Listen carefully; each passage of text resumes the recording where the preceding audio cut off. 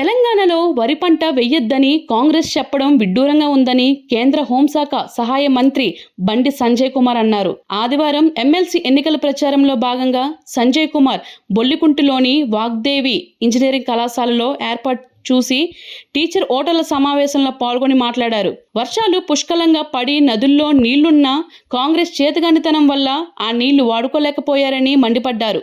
కృష్ణా నీటిని ఏపీకి కట్టబెట్టడంతో పాటు దక్షిణ తెలంగాణ కాళేశ్వరం ప్రాజెక్టును నాశనం చేయడం వల్ల నీళ్లు లేక ఉత్తర తెలంగాణ ఎడారిగా మారబోతుందన్నారు. మేధావులైన గ్రాడ్యుయేట్ టీచర్ల ఓటర్లంతా ప్రజలు పడుతున్న బాధలను అర్థం చేసుకొని కాంగ్రెస్కు గుణపాఠం చెప్పాలని కోరారు. అనేక సమస్యలు ఆందోళనలో ఉన్న రైతులను వరి పంట వేయొద్దు అంటే ఎట్లా అని ప్రశ్నించారు.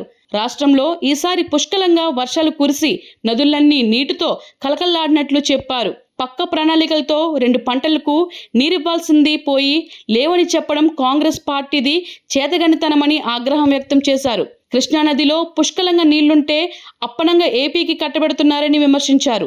ఎండాకాలం రాకముందే వరి పైరు ఎండిపోవడం బాధాకరమన్నారు. సుమారు 7 లక్షల ఎకరాల్లో వరి పంట ఎండిపోయిందన్నారు. ఇక ఎండాకాలం వస్తే పరిస్థితి ఎంత దారుణంగా ఉంటుందో అర్థం చేసుకోవాలన్నారు. రాష్ట్రంలో యూరియా మరియు రైతులు బారులు తీరుతున్నారన్నారు.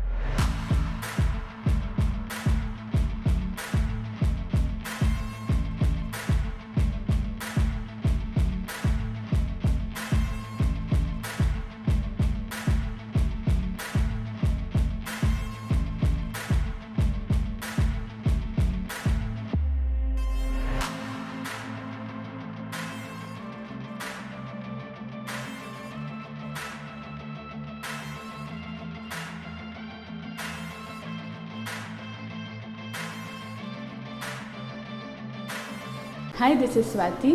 లైక్ చేయండి, షేర్ చేయండి, కమెంట్ చేయండి అండ్ సబ్స్క్రైబ్ చేయండి GRTV. Hi, this is Monica. Please like, share and subscribe GRTV.